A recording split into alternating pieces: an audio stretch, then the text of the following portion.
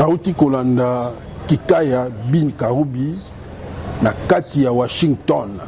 Ndenge toyosaki bino ke bako kitakuna na ndingisa oyo ezali ya mokonzi na bango chef des rebelles ya M23 Kabila. Boyoki makambo Kikaya lobi lolenge moko pe biso na kati ya mouvement des patriotes congolais engagé tolandi ye. Kikaya lobi ete Kabila na M23 bazali na objectif moko. Lelo oyo Kikaya confirmé pour na koloba ete M23 égale Kabila. D'où mokonzi ya ekolo mwana mboka Félix Tshisekedi asalobaki yango. Bino baye boboyaki yango. Bino baye bolobaki ke alingi komona Kabila partout. Tala lelo bimina munoko ya Kikaya bin Karubi pour na koloba ete Kabila M23 ezali na même objectif. D'où Kabila ndazali chef ya M23. Tala bango le sikoyo na kati ya Washington na Maison Blanche na Katumbi. Bazali kosala complot te bino ki non complot ozali ya balkanisation ya République démocratique du Congo. Ba bundi na yango ba moni ke simbité Kabila Katumbi jonction na kati ya États-Unis.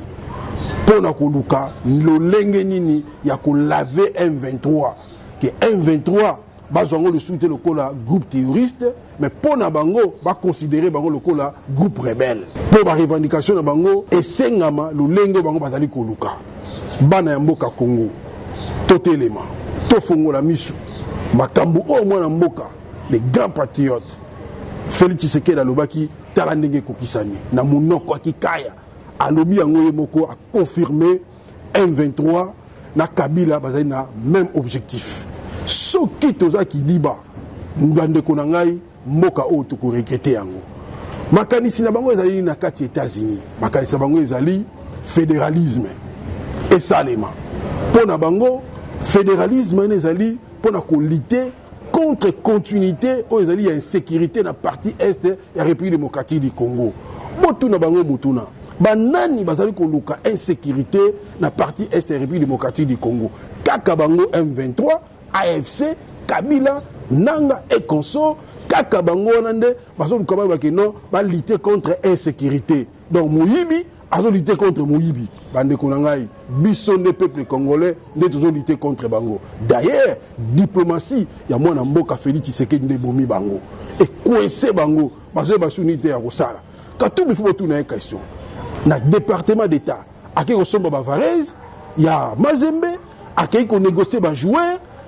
Ou bien qu'il y ait nini akende kosala complot contre la République démocratique du Congo bana mboka Congo totelema bazozela le 21 il y a mois autre il y a mois de juin na niveau du Conseil de sécurité pour na koluka babi ke ba convaincre le monde entier contre les accords entre la République démocratique du Congo na États-Unis pour les minéraux stratégiques tala makanise mabe wazali na yango bazo la Conseil de sécurité le 21 il y a mois oyo bande ko bana mboka Congo totelema mais na ko ebisa bango Kikaya Katumbi Kabila bino banso bozo tangisa makila bana mboka Congo boyeba yango malamu complot bozo sala atabo bundi atabo sali ndenge nini mwana mboka Félix Tshisekedi dès lors que peuple azana simana ye boko travail na échec sur échec mboka oyo ezaya biso ba congolais toujours défendre yango et longo na mwana mboka Félix Tshisekedi na peuple congolais bokolonga te biso de tokolonga bino. Jean-Pierre Bemba n'a pas menti, mais il n'a pas expliqué l'origine des fonds. Jean-Pierre Bemba n'était pas au gouvernement de Kabila. Moi, j'étais au gouvernement de Kabila. Les 66 millions étaient payés, mais comme on ne pouvait pas ponctuer sur les comptes du Trésor, c'est Yuma Albert, qui à l'époque était président du conseil d'administration de la GECAMINE, président du conseil d'administration de la Banque centrale et président de la FEC. C'est lui au fait qui gérait tous ces fonds-là qu'on ramassait chez les miniers. Vous savez très bien que les budgets tels que nous les présentions à l'époque ne reflétaient pas la réalité. Il y avait beaucoup de recettes qui échappaient au contrôle de l'État. Il y a des recettes qu'on percevait parallèlement. Je me rappelle même, Sami Badibanga est là, il était notre premier ministre. Je me rappelle quand on a été nommé, on n'avait pas assez de cash. On était ensemble au GLM. le président Kabila, on était avec même John Numbi, ils ont fait, et Néhémie Moulania, on a fait appel la nuit au président Youm Albert pour amener 10 millions de dollars. C'était lui qui avait l'argent. Et c'est de cadres-là qu'on payait. Mais comment on payait? Quand l'argent était récolté, l'argent des miniers qu'on récupérait, puisque vous savez, il y avait beaucoup de contrats miniers qui n'étaient pas déclarés au CAMI, au gouvernement, c'est Youma qui gérait ça.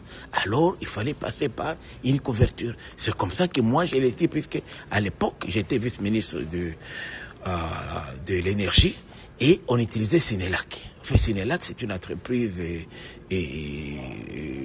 qui fournit l'électricité dans la partie orientale, notamment à Bukavu, Goma et au Rwanda. Bukavu, Goma et Rwanda et Burundi. Alors Sénélac, toujours, les DG de Sénélac a toujours été rwandais. Alors c'est à travers lui qu'on déposait l'argent sous forme de paiement de notre contribution à la Sénélac. J'ai même effectué moi-même une mission de contrôle et j'étais recadré à l'époque par Néhémie Moulania et par le ministre des Finances, Yad Mouland, qui ne voulait pas que je puisse savoir plus sur ces dossiers-là. C'est un dossier bien connu, puisque c'est comme ça qu'ils avaient mis, puisque dans la Sénélac, en fait, comme c'est tripartite, et les deux G étaient rwandais, les directeurs techniques congolais et les directeurs financiers étaient burundais. Voilà comment les choses s'est passées. C'était juste une couverture. C'est ce que peut-être Jean-Pierre Bemba n'a pas pu expliquer en détail. Moi, je l'explique puisque j'ai été à la tête de ce ministère-là. Je sais comment l'opération s'est passée. Tout le monde savait que quand on avait besoin de cash, on recourait à Albert Youm.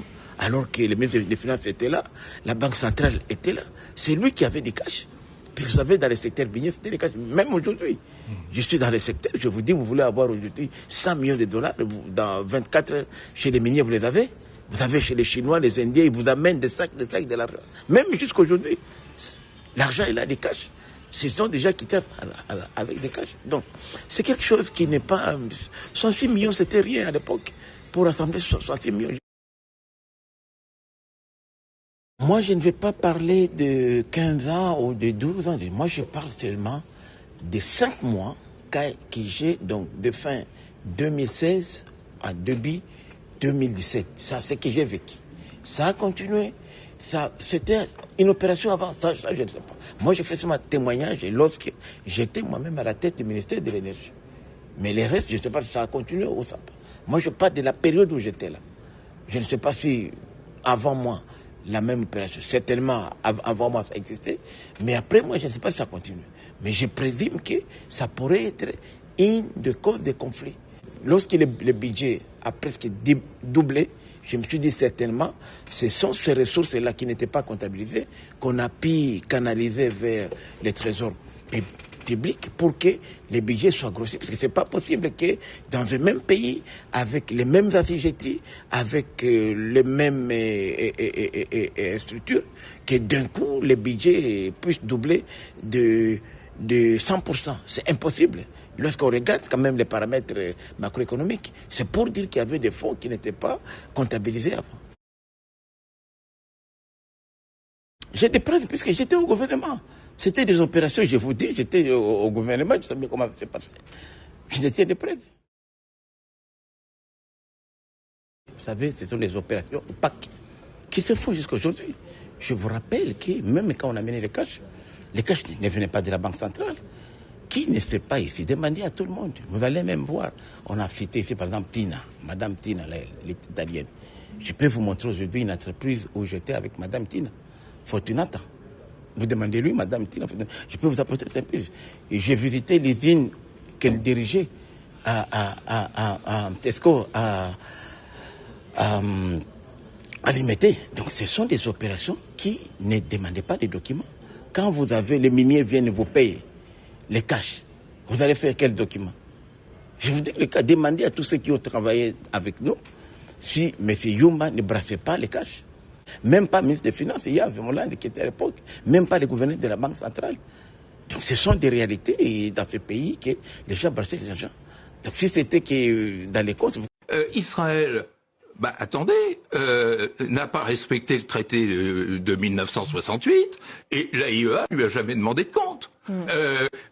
Israël est doté de l'arme atomique et elle active son programme de production de missiles, personne ne lui fait la moindre remarque. Alors qu'on sait par parenthèse que le seul pays qui a utilisé l'arme atomique dans l'histoire était une démocratie. Alors c'est assez curieux et moi ça me fait peur parce que quel est le grand problème du Moyen-Orient aujourd'hui? Je termine là-dessus. C'est un usage immodéré et non sanctionné de la force par Israël. On en est officiellement à 55 000 morts en Israël et à pas l'ombre d'une sanction. Alors qu'on est au 17e paquet de sanctions pour la Russie, que l'Iran est complètement étranglé, la société iranienne est complètement étranglée par les sanctions. Il y a des poursuites de la Cour pénale internationale tout de même. Et oui, d'accord, mais on nous explique que de toute façon, on n'en tiendra pas compte. Donc, effectivement, on est dans une logique d'impunité, et c'est ça qui est dangereux. Parce que ce qu'on oublie de dire sur l'attaque de la nuit dernière sur l'Iran, c'est que elle a changé de nature. C'est plus comme l'ancienne attaque qui était purement technique. Là, elle a visé le civil. Elle a visé la population civile. Il y a 80 morts, 80 victimes de... tout comme au Liban, quand on a cherché à atteindre une personnalité, il y a des... Donc c'est un glissement et je suis étonné que l'on continue à donner ce permis dérogatoire. Sur les 193 États membres des Nations Unies, il y a un État qui a le droit, qui a le permis de tuer. Et ça, effectivement, ça n'a pas été dit par le président de la République.